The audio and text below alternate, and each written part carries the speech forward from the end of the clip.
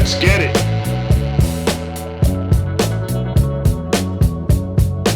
After last week's episode of Sister Wives, I gotta tell you in full disclosure, I had every intention of cooking that fool. Watching him sit there and talk about Savannah as though she's just a throw-off child or somebody. He talks about it like she's somebody else's kid. Like he has nothing to do with her. Yeah, by the way, you know, this kid that Janelle found, this little orphan Annie kid Janelle found walking through the streets, you know, a little ruffian, crumb crusher that she just brought home. I'm going to try to make sure she has a Christmas too because I'm such a benevolent guy. Like, jackass, this is your daughter. And thinking about the way I wanted to respond, I actually shot a video where I cooked the hell out of him. And this was going to be my thumbnail for that video. But after considering it and thinking about trying to turn this into more of a productive discussion, I decided to go with the thumbnail that you saw and you clicked on. And some of you went, oh, James, you should have cooked them. But let's try to have that deeper conversation. Now, if you guys are enjoying the content that I'm putting out, I would simply ask that you consider giving me that thumbs up to let me know that you're digging what I'm doing. Hey, it's easy to do, and all you gotta do is hit that thumbs up. Also, if you're not yet subscribed, what are you waiting for? All you got to do is hit that subscribe button, ring the bell for notifications. I call that the HBO special. Why? Because it helps the channel out, it helps me out, and hey, who doesn't want to help a brother out? So go ahead, give me that HBO special, click the subscribe button, ring the bell for notifications, and you will be notified when I upload content just like this, as well as when I go live, and we can have the bigger conversation, and you guys can get front row seats to the big show. All right? So, as I always say, let's get it. Now, as I talk about Kody and how he proceeded into this episode, there's a lot of things that I think really stuck out. But first and foremost, we have to keep in mind that the entire reason why Kody doesn't get along with Janelle right now is supposedly because her sons, or I should say their sons, had the audacity to criticize Robin. And because they treated Robin so nastily, now all of a sudden, Kody can't find his way over to the house to see Janelle or her boys. The problem that I have with this situation is the reality that he also has a daughter who resides in that home. What's even crazier still, the boys that he has such a problem with don't live in that house. So you're taking it out on your daughter who doesn't even live with the guys who you're supposed to be feuding with. And yes, even though she lives with the mom, Janelle, who you are currently feuding with, this isn't 1984. Hell, this ain't even 1990. The reality of it is that Savannah has her own means of communication. If he wanted to reach out to Savannah, it's just a matter of a phone call to her cell phone. He could reach out to her at any time. He could reach out to her and talk to her anytime he wants. He tries to hold out that it's her responsibility, and if she wants to talk to me, then she could reach out to me, and it shouldn't just be on me.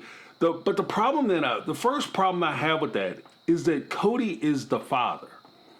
And irregardless of father-daughter, father-child relationships, some could say, arguably, kids could just as well reach out to their fathers. And parents, I get that. But when push comes down to shove, if you get in an argument with her mom, it's on you to reinforce the very notion that even though I am disagreeing with your mother, and I'm having this slap down, drag out fight with your mama, and I'm calling her names, she calling me names.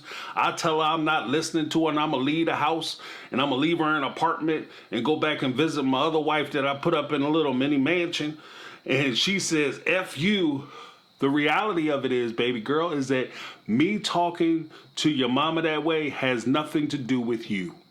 And our relationship is completely independent than my relationship with your mom. If I fall out with your mom, that doesn't matter because me and you, we're always going to have that relationship. And part of the problem is that Kody doesn't have that relationship or didn't have that relationship with his daughter prior to the argument he had with Janelle. So when he gets in an argument with Janelle over the boys, then all of a sudden Savannah just becomes a casualty of war. And that's one of the big problems with this particular situation.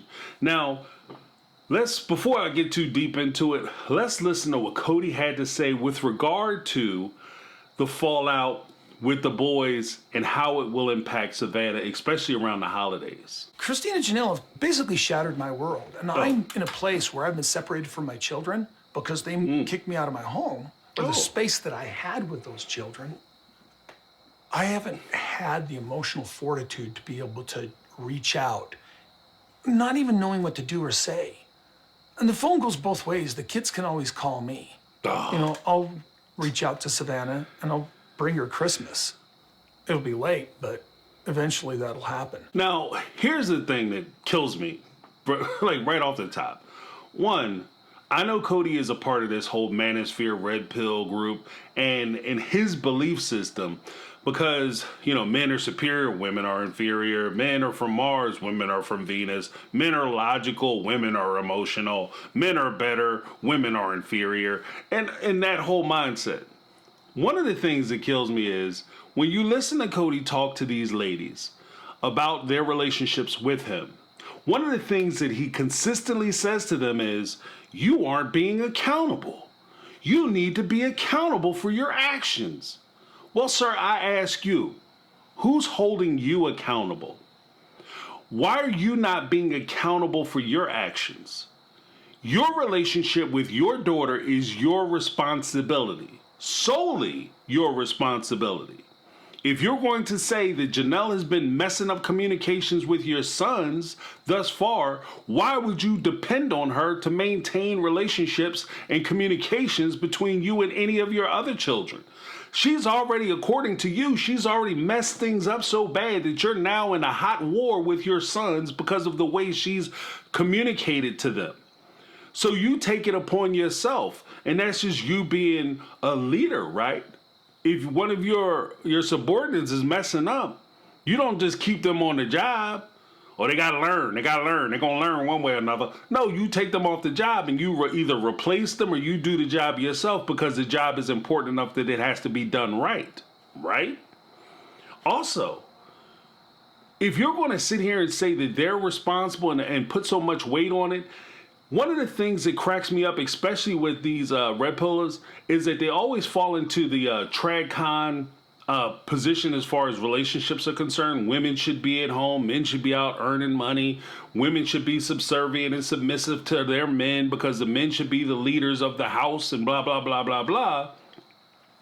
But when you ask them, well, why is it that the men should be the absolute, positive, unquestioned leader? Because women are emotional and they're not logical. Then Kody's whole excuse as to why he doesn't get in touch with his kids is that he's all caught up in his fee-fees. Oh, my feelings is hurt, so I can't pick up the phone and call my daughter because I don't know what I would say. Are you kidding me? Are you kidding me? Look here, bruh.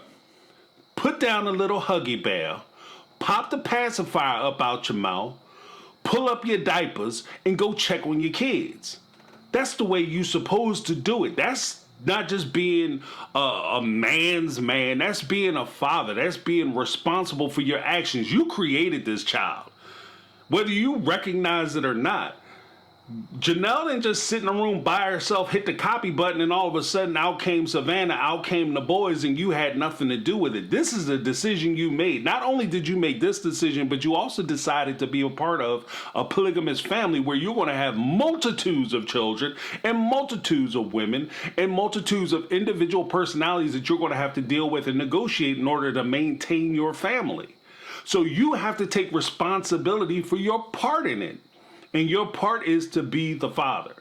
Now, again, I'm not really trying to hold back on the cooking part, but it's getting kind of hard, as you can tell. And one of the crazier parts to me is, again, they gave me, I have an excuse as to why I don't see them, because they took away my ability to see them in the home. I can't see them at the house, so it's not convenient. They took away my place to see the kids. Your place to see your kids is where your kids are. So if Savannah is old enough where you could call her up and say, hey, Savannah, would you like to go out and get something to eat? Or do you want to go hit the malt shop, maybe get an ice cream or something? You know what I mean? Maybe we could just sit down and have a conversation and talk just between the two of us. Go do her like you did Robin's kid when you took her out to go get her damn ears pierced. That's all people are asking you to do. And the whole idea of you're not being able to reach out to her because you don't feel comfortable with it. This is where I get into that whole sticking point, because it becomes like the elongated promise. Okay, so I can't reach out to her right now because I'm having difficulties with her mom. But when I get a chance to reach out to her, then I'm going to give her the greatest Christmas ever. And it's going to be amazing. And it's going to be between the two of us. Oh, she's going to get taken care of. And meanwhile, it's mid-January and you still haven't reached out to her to try to talk to her. The holidays have been gone. You passed and missed Christmas. You passed and missed New Year's Day, New Year's Eve. You moving into the middle of January. The best thing you possibly could do is the next holiday is what, Valentine's Day? You could take her off of Valentine's Day. Oops, you're not going to do that because you got Robin at home. You know she got to get the whole day. So that's not happening. So all you're turning into is pop-up promises. You're promising a bunch of stuff that you have no intention of delivering. And in that fact, it's crazy to me. And here's another crazy point of that, and a slight admission. He's so worried about his disagreement with his sons that he completely forgot about his daughter. But what did he have the disagreement with his sons about? He makes the argument that Robin keeps getting drug into this and everybody keeps citing Robin as the source of the problem, but the truth of the matter is she has nothing to do with it. The whole reason why you're having a disagreement with your sons is over Robin. The whole reason why you're having a disagreement with your sons is because of Robin, which means that you have decided to ignore your daughter because somebody disrespected Robin. Which means that she's more important than your daughter. Because if you disrespect her, then I don't want nothing to do with nothing or nobody over there. I am sitting here looking at the whole opportunity to talk about this bigger issue. But I wanted to bring this last point up, and I want to close it up as far as Kody is concerned, because I don't think he's ever going to, one, watch my videos. Two, if he does watch them, he's going to disagree with them and make excuses, because that's what losers do. That's what losers and cowards do. They make excuses. You make excuses why you lost. You don't try to find a reason so that you can correct that reason so you can start winning. You make excuses. And part of the reason why you make excuses actually puts me in mind, as he was giving his little excuse parade of why he doesn't see his daughter, it actually put me in mind of another Batman that I used, not the one from the thumbnail, but actually the most recent Batman, or the more recent Batman, in The Dark Knight Rises. There was a character named Bane. And this is what Bane had to say to Batman at the time. Peace has cost you your strength. Victory has defeated you. And in that, what Bane said is, peace has cost you your strength. Victory has defeated you. Now, when you listen to that, it's very profound, because what he's essentially saying is that you've won so much that you've set yourself up to lose. In Kody's case, he's been on easy mode his entire life. As you look at it, yeah, he's had some financial struggles. I'm not saying he didn't. I'm not saying he wasn't sitting there scrimping and saving and trying to figure out money and all that kind of stuff, living poor. I'm not saying that. But what I am saying is he's been on easy mode because he didn't have to struggle and fight to try to win the love of any one of his wives. When he came out of high school and he came back from the Mormon thing, and his dad had already transferred to the AUB and he joined that religion. He met Mary. All of a sudden he had a wife set up who was going to allow him to pursue polygamy, and his life had started moving forward from there. Then he had Janelle, who came into the family. Christine came into the family. Then eventually he got a TV show, and then Robin somehow made her way into the family when it looked like he might get some money. Yay.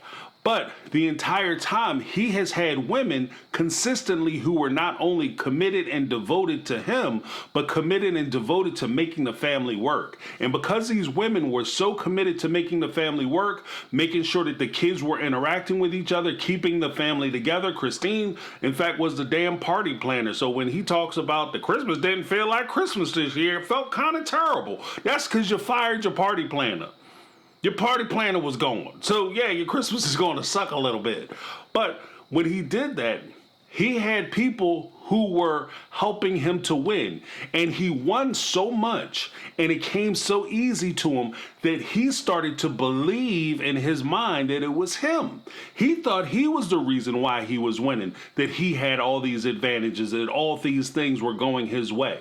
The problem with that is the same thing that happens when things come too easy to somebody. Somebody is extremely talented or gifted, or when somebody is given something like money or opportunity. When you're given things and you never had to work for it, then you don't appreciate the things that you have. One, two, you don't know how to make it happen for yourself. Kody's never been in a situation where he had to fight for his family. He's never been in a situation where he had to try to work it out with his wives because this is something that he was determined to do. He's always had women who are willing to sacrifice, belittle themselves, shrink themselves down so that they could fit in Kody's little small world, an ideal of what a family is. So they became the thing that he needed in order for him to keep the family together.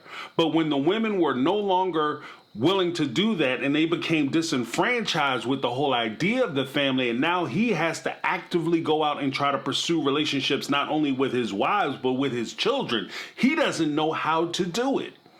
He's been handicapped because in the words of Bane, his victories have given him defeat. He has won so much and he doesn't have any idea how to win, that he thinks that I don't understand why I'm not winning. I don't get it. Why am I not victorious and the women not chasing me around anymore? This has me depressed and now I'm sad because I don't understand what to do. Yeah, because you never actually had to try to build a family. Your family was ready made.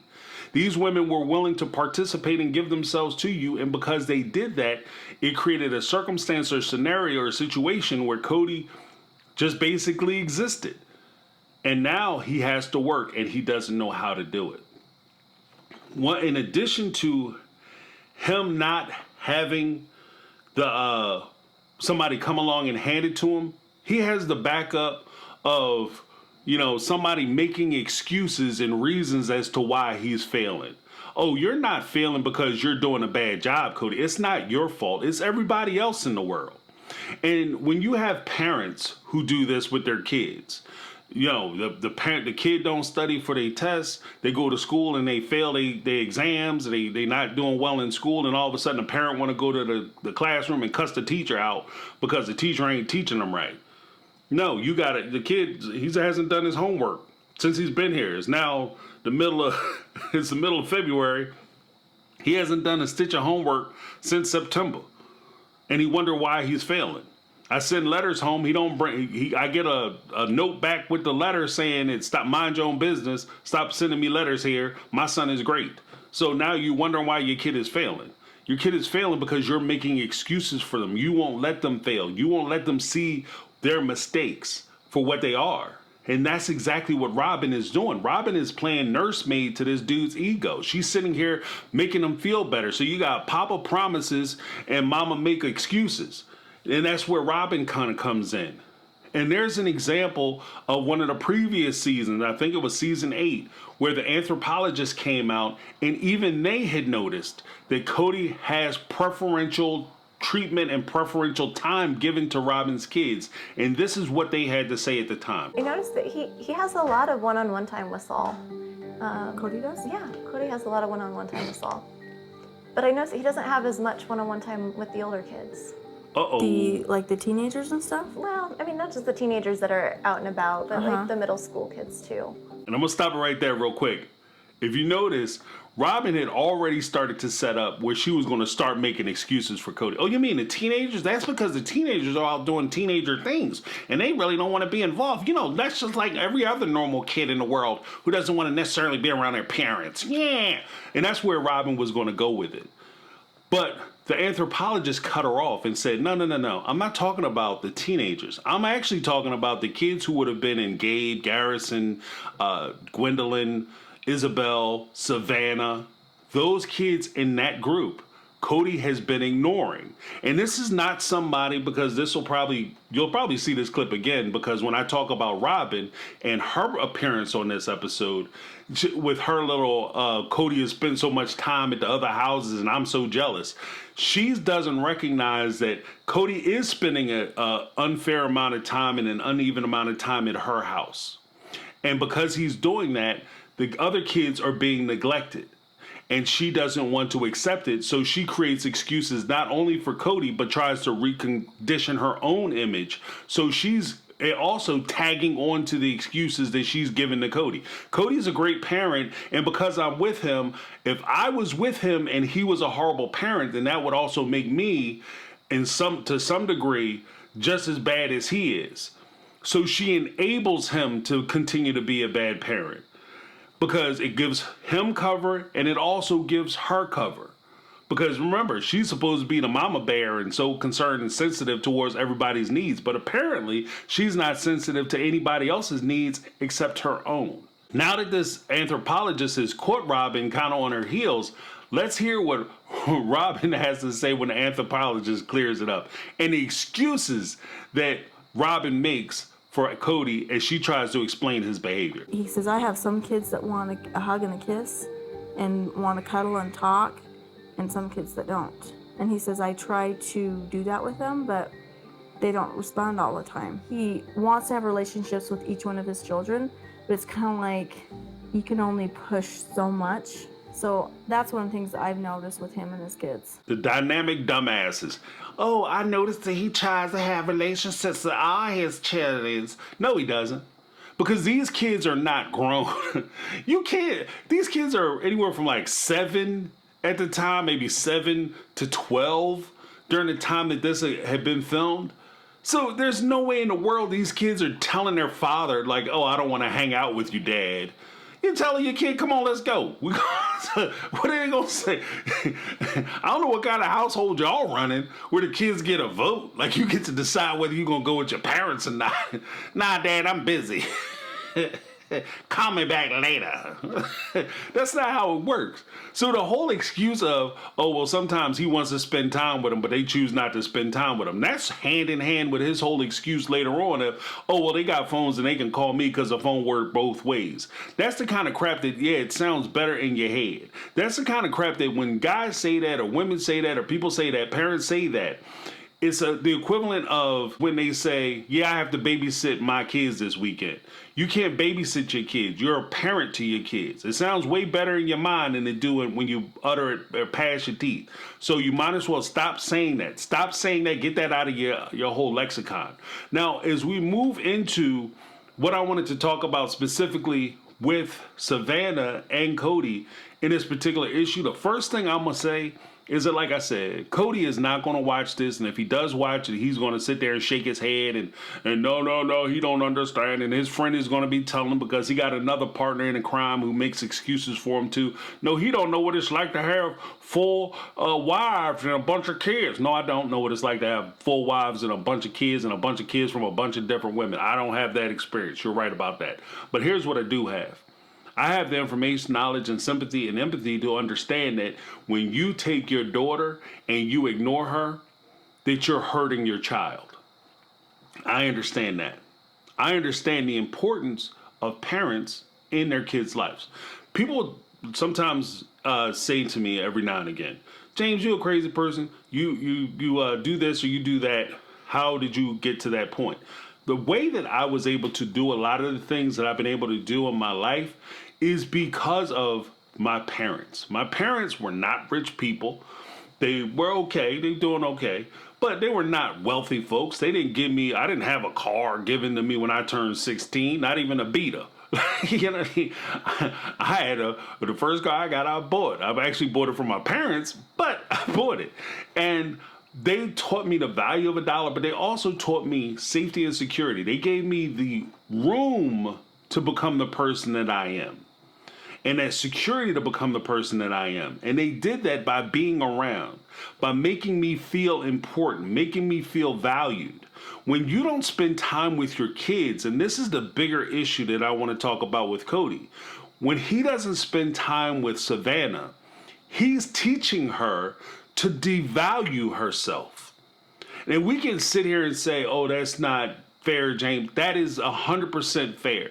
That he's teaching her to devalue herself. Whether that lesson takes hold or whether that seed germinates or not is completely up to Savannah and the people that she has around, the other people she has around her who are surrounding her with love and trying to envelop her with love.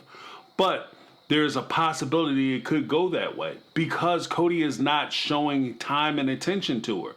The quick argument that you could use in that particular case is if Savannah was sitting here talking to you and she said, I'm not worthy of love, I'm not worthy of compassion, I'm not worthy of a man spending time, money, attention on me and being dedicated to me, and you say, well, why is that? Because my dad didn't think I was worthy. That is powerful. And that is something that she could say. Now, do I think that Savannah is going to fall, to the wayside? No, because I think that Savannah has enough resources surrounding her and enough love and strong people surrounding her who are giving her a lot of the patchwork that she needs in order to get past this rejection from her father. But not everybody has that. Not everybody has that in them. Some people need that. Their lives would be different if they had one man who came into their life and said, you could be something more than what you are. You don't have to do the things your mom did. You don't have to do the things you see your friends doing. You are special. And that if I had one thing to say to Savannah, I would say that. You're special. You're valuable. You are valued. And if he, your dad, doesn't find the time to spend with you, that's his loss. Because the parent-child relationship is a two-way street. As a parent, you get benefits from being around your children. Yes, you get to instill them with your values, your morals, your wisdom. You get to talk to them about the common sense things that you know, and you get to help prepare them for life, as you should, because that's part of the gig. But the bigger and more valuable experience that you get as a parent from your kids is that a lot of times you get to see this new world through their eyes. As this world changes and it develops and it evolves, you get to experience things through their eyes, sometimes for the first time. How they see things, the majesty and the way that they interpret things and they see the world. You get to be a part of that.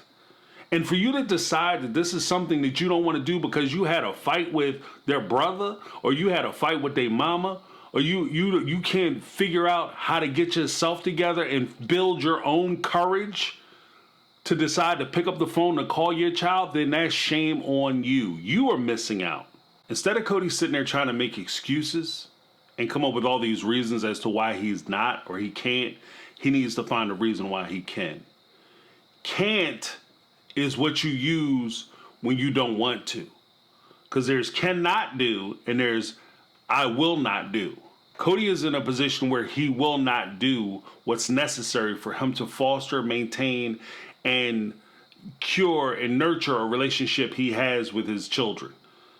And instead, he's, again, relying on his wives or his ex-wives or his baby mamas or whatever you want to refer to them as to maintain these relationships for him.